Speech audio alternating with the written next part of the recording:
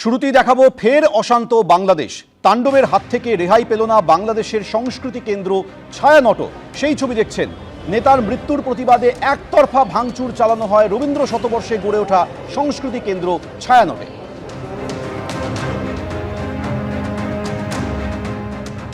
বহু নথি, বই, বাদ্যযন্ত্রের নিদারুণ ক্ষতি হয়েছে। গোটা অফিসটা ভাঙচুর করা হয়েছে, তাণ্ডব চালানো হয়েছে। সেই ছবি ধরা পড়েছে, দেখতে পাচ্ছেন। বাংলাদেশের সংস্কৃতি কেন্দ্র ছায়ানটে তাণ্ডব চালিয়ে কার্যত ধ্বংস করে দেওয়া হয়েছে অসংখ্য স্মৃতি।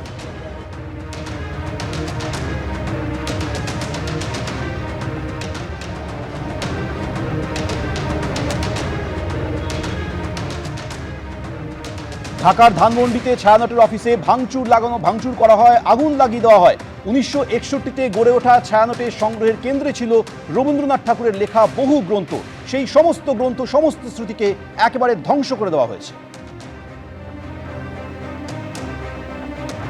সরাসরি আমাদের সঙ্গে এই মুহূর্তে রয়েছে আমাদের প্রতিনিধি কৃষ্ণেন্দু অধিকারী। কৃষ্ণেন্দু, ছায়ানটের অফিসে ভাঙচুর করা হয়েছে, আগুন লাগানো হয়েছে, অসংখ্য নথি, বই, বাদ্যযন্ত্র, কিছুই আর বাকি নেই, সব নষ্ট করে দেওয়া হলো।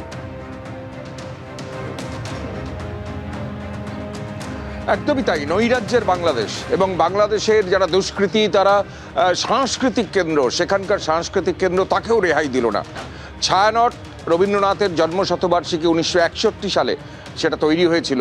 বাংলাদেশের কৃতি মানুষরাই সেটা তৈরি করেছিলেন যখন রবীন্দ্রনাথ পূর্ব পাকিস্তানে কার্যত নিষিদ্ধ ছিল তখন থেকেই। এবং সেই ছায়ানটে ভাঙচুর চালিয়ে, শুধু ভাঙচুর চালানো হয়েছে এমন নয়, আগুন লাগানো হয়েছে, তছনছ করে দেওয়া হয়েছে। ছতলার ভবন, সেখানে আনাচে কানাচে শুধু ভাঙচুরের ছবি, এবং গভীর রাত জুড়ে সেই তাণ্ডব চালানো হয়েছে। এমনকি কাজী নজরুল ইসলাম, তার ছবি কেটে ফেলা হয়েছে। জাতীয় কবি, সেখানকার জাতীয় কবি, বাংলাদেশের জাতীয় কবি, কৃতি কবি কাজী নজরুল ইসলাম, তার ছবি পর্যন্ত সেখানে কেটে ফেলে দেওয়া হয়েছে। এমনকি সেখানকার হারমোনিয়াম সহ বাদ্যযন্ত্র, যত জিনিসপত্র আছে, নথি আছে, সমস্ত পুড়িয়ে ফেলা হয়েছে, ধ্বংস করে দেওয়া হয়েছে। এবং বেশ কিছু জিনিসপত্র সেগুলো নষ্ট হয়েছে। সেখানে ছায়ানট এমন পরিস্থিতি দাঁড়িয়েছে যে কর্তৃপক্ষ সেটা বন্ধ করে দিয়ে পালিয়ে যেতে বাধ্য হয়েছেন। এবং তুমি জানো যে এই ছায়ানট ধানমন্ডিতে অবস্থিত, এবং যে ধানমন্ডিতে মুজিবের বাড়ি এমনিতেই আস্ত নেই। দীর্ঘদিন ধরে সেই বাড়িতে ধ্বংসস্তূপে পরিণত করে দেওয়া হয়েছে সেখানকার দুষ্কৃতীদের দ্বারা। সেইটুকু যেটুকু অবশিষ্ট ছিল সেটুকু পর্যন্ত ভেঙে ফেলা হয়েছে। একেবারে সমস্ত স্মৃতি, সমস্ত নথি একেবারে নষ্ট করে দেওয়া হয়েছে। পরিস্থিতি এমন জায়গায় যায় যে এই অফিসের আধিকারিক কর্মীরা পালিয়ে যেতে বাধ্য হন। আপনাদের সামনে রেখেছি সেই ছবি। গতকাল থেকে ফের উত্তপ্ত হয়ে উঠেছে বাংলাদেশ। জায়গায় জায়গায় অশান্তি হচ্ছে। সেই অশান্তির হাত থেকে রেহাই পায়নি বাংলাদেশের সংস্কৃতি কেন্দ্র ছায়ানট। সেখানে ভাঙচুর করা হয়, আগুন লাগানো হয়, রবীন্দ্রনাথের লেখা বহু গ্রন্থ একেবারে নষ্ট করে দেওয়া হয়।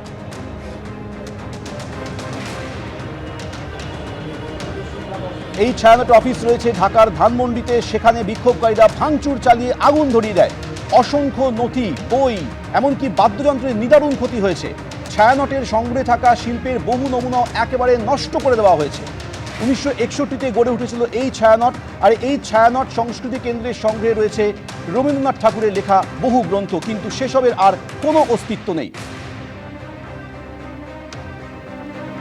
গোটা বাংলাদেশ জুড়ে একেবারে অশান্তির ছবি। বিভিন্ন জায়গায় আগুন লাগানো হচ্ছে, সংবাদ মাধ্যমের অফিসে ভাঙচুর করা হচ্ছে। এমনকি এই অশান্তির হাত থেকে রেহাই পাচ্ছে না ঢাকার সংস্কৃতি কেন্দ্র ছায়ানট। হাসিনা বিরোধী এক নেতার মৃত্যুর প্রতিবাদে বাংলাদেশে অশান্তির আগুন জ্বলে উঠেছে। বিভিন্ন জায়গায় হামলা চালানো হচ্ছে, সংবাদ মাধ্যমের অফিসে আগুন জ্বালিয়ে দেওয়া হচ্ছে, ভাঙচুর করা হচ্ছে। আর সেই অশান্তির হাত থেকে রেহাই পাচ্ছে না সংস্কৃতি কেন্দ্র। ধানমন্ডির ছায়ানটের অফিসে ভাঙচুর চালায়, আগুন লাগায় বিক্ষোভকারীরা। আমাদের সঙ্গে এই মুহূর্তে রয়েছেন শিক্ষাবিদ পবিত্র সরকার। পবিত্রবাবু, বাঙালি সংস্কৃতি কেন্দ্র এই ছায়ানট, তার উপরে এই আগ্রাসন কেন? এটা তো ভয়ঙ্কর ব্যাপার। মানে যারা এই আগ্রাসনটা করেছে তারা বোঝাই যায় যে ইসলামের একটা খুব সংকীর্ণ ধারণা নিয়ে, যে ইসলাম সঙ্গীত বিরোধী, সেই সঙ্গে সঙ্গে রবীন্দ্রনাথ সম্বন্ধে যে একটা বিদ্বেষ আছে, এই সমস্ত একটা বিকৃত মানসিকতা থেকে এটা ঘটেছে। এবং সব জায়গায়, যেখানে সৌদি আরবিয়াতে পর্যন্ত সঙ্গীত নিষিদ্ধ নয়, সেখানে স্কুলে গান শেখানো হয়, আর দক্ষিণ পূর্ব এশিয়ার মুসলমান দেশগুলোতে গান শেখানো হয়, সেখানে বাংলাদেশ হঠাৎ এত সঙ্গীত বিরোধী কেন হয়ে উঠলো আমি ভেবে পাচ্ছি না। মানে এটা অস্ট্রেলিয়ায় যেমন একটা সন্ত্রাসী কাণ্ড ঘটলো, এই ধরনের ব্যাপারটা অন্যান্য মুসলমানদের বিপন্ন করে, ভারতের মুসলমানদের বিপন্ন করে। এই ধরনের প্রতিক্রিয়া যদি বাংলাদেশে দেখানো হয় বা কোথাও দেখানো হয়, এটা ভারতের মুসলমানদের জীবনকে বিপন্ন করে, আমাদের এখানে একটা হিন্দুত্বের প্রতিক্রিয়া দেখা দিতে পারে। ফলে এইটা কেন বাংলাদেশের মানুষ ঠান্ডা মাথায় ভাবছে না, যে দেশে আমার জন্ম, যে দেশকে আমি ভালোবাসি, সেই দেশের মানুষ কেন ঠান্ডা মাথায় ভাবছে না সংবাদপত্রের অফিস ছায়ানটের মতো একটা ঐতিহ্যশালী প্রতিষ্ঠান, যাদের নববর্ষের উৎসব, যাদের রবীন্দ্রসঙ্গীত সম্মেলন, এইগুলো তো সব ধ্বংস করতে চলেছে। এতে বাংলাদেশের সুনাম নষ্ট হচ্ছে এবং নিজেদের মধ্যে একটা অন্তর্ঘাত, অন্তর্দ্বন্দ্বের ব্যাপার, একটা গৃহযুদ্ধের দিকে এগিয়ে যাচ্ছে। এটা আমি ভয়ঙ্কর একটা মানে কষ্টের মধ্যে আছি। পবিত্রবাবু, অনেক ধন্যবাদ আমাদের সঙ্গে কথা বলার জন্য। যে ছবি দেখছেন ছায়ানটের ছবি, যেখানে ধানমন্ডির এই ছায়ানটের অফিসে ভাঙচুর করে আগুন লাগিয়ে দেওয়া হয়। আবারও কথা বলবো, কৃষ্ণেন্দু অধিকারী আমাদের সঙ্গে রয়েছে। কৃষ্ণেন্দু, হাসিনা বিরোধী এক ছাত্রনেতার মৃত্যুর প্রতিবাদে অশান্ত হয়ে উঠেছে বাংলাদেশ, কিন্তু তার জন্য টার্গেট কেন হবে ছায়ানট?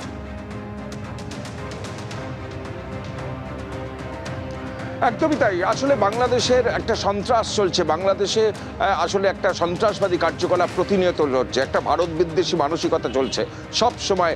সেটা আগে থেকেই শেখ হাসিনার ফাঁসির সাজার পর থেকে বা শেখ হাসিনা যখন ছিলেন তখন থেকেই যে শুরু হয়েছে, সেটা ক্রমশ যেন উদ্দীপ্ত হচ্ছে। তুমি জানো যে ওসমান হাদি, যে ইনকলাব যে প্রতিষ্ঠান আছে, সেই প্রতিষ্ঠানের যিনি আহ্বায়ক এবং যিনি হাসিনা বিরোধী আন্দোলনের মুখ ছিলেন, তার মৃত্যু হয়েছে সিঙ্গাপুরে।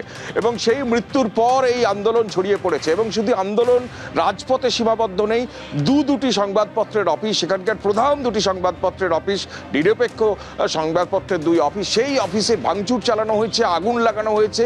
সেই কর্মীরা কোনো ক্রমে ছাদে গিয়ে তারা রেহাই পেয়েছেন, সেখান থেকে ট্রেনে করে সেনাবাহিনীর সাহায্যে কয়েক ঘন্টা আটকে থাকার পর তারপর তারা উদ্ধার হয়েছেন। এবং সেই কার্যকলাপের পর তারপর তারা ছায়ানটকে টার্গেট করেছে। ছায়ানট রবীন্দ্রনাথের স্মৃতিধন্য, রবীন্দ্রনাথের জন্মশতবার্ষিকী উপলক্ষে সেখানে তৈরি হয়েছিল এবং সেখানের কৃতি মানুষটাই তৈরি করেছিলেন, বাংলাদেশের কৃতি মানুষটাই তৈরি করেছিলেন রবীন্দ্রনাথের এই স্মৃতিধন্য প্রতিষ্ঠানটি। এমনকি সেখানে এমন অবস্থা হয়েছে যে বাংলাদেশের জাতীয় কবি কাজী নজরুল ইসলামের একটা ছবি পর্যন্ত কেটে ফেলা হয়েছে। অর্থাৎ যে দুষ্কৃতি কার্যকলাপ চলছে বাংলাদেশে, যে মৌলবাদী তাণ্ডব চলছে বাংলাদেশে, যে সেদেশের জাতীয় কবির পর্যন্ত ছবি পর্যন্ত নষ্ট করা হয়েছে। এবং রাত 3টে পর্যন্ত এই তাণ্ডব চলেছে গতকাল। এবং যেটা জানা যাচ্ছে যে সেখানে ছায়ানট, ধানমন্ডির মধ্যে যেটা অবস্থিত, সেই ছায়ানটে বেশ কিছু দুষ্কৃতী তারা ঢুকে তারা তছনছ করেন, ফার্নিচার থেকে আরম্ভ করে বিভিন্ন বাদ্যযন্ত্র। সেখানে রবীন্দ্রনাথ ঠাকুরের স্মৃতিধন্য প্রতিষ্ঠান, সেখানে রবীন্দ্রনাথের প্রচুর বই আছে, সেই বই নষ্ট করা হয়েছে।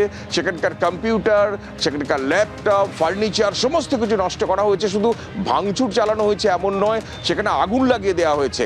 এবং ছতলার সেই ছায়ানট স্মৃতিধন্য, যেখানে রবীন্দ্রনাথের বহু স্মৃতি জড়িত আছে, সেই রবীন্দ্রনাথের জন্মশতবার্ষিকী উপলক্ষে সেটা তৈরি করা হয়েছিল, সেখানে রবীন্দ্রনাথের বিভিন্ন অনুষ্ঠান হয়। সেই জায়গায় তাদের যে ছবি, সেই ছবি, তাদের বই নষ্ট করা হয়েছে, পুড়িয়ে দেওয়া হয়েছে। এমনকি সমস্ত কিছু তছনছ করে রাত 3টে পর্যন্ত সেই ঘটনা চলেছে। পরিস্থিতি এমন দাঁড়িয়েছে, সেই প্রতিষ্ঠান পুরোপুরি নিশ্চিহ্ন হয়ে যাওয়ার মুখে বন্ধ করে দিতে হয়েছে। এবং সেখানে এটা লক্ষণীয় যে রবীন্দ্রনাথের প্রতি বর্তমান মৌলবাদীদের একটা বিতৃষ্ণা, সেটা বারবার ধরা পড়েছে, অতীতেও আমরা দেখেছি। কিন্তু সেখানকার জাতীয় কবি কাজী নজরুল ইসলাম, তার ছবি পর্যন্ত নষ্ট করা হয়েছে। এবং কারণ সেই ওসমান হাদির মৃত্যু, এবং সেই মৃত্যুর পিছনে আওয়ামী লীগ জড়িত থাকতে পারে এমন একটা আশঙ্কার কথা ভেবে এই তাণ্ডব চালানো হয়েছে। এবং এই তাণ্ডব শুরু হয়েছে কাল রাত 10টার পর থেকে।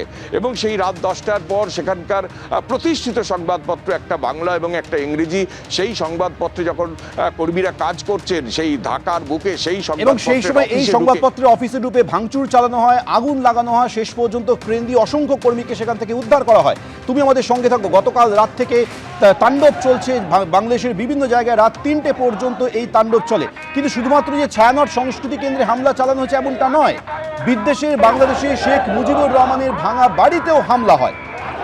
বিক্ষোভের নামে ভাঙা বাড়িতে ফের তাণ্ডব হয়। এবিপি আনন্দ, এগিয়ে থাকে, এগিয়ে রাখে।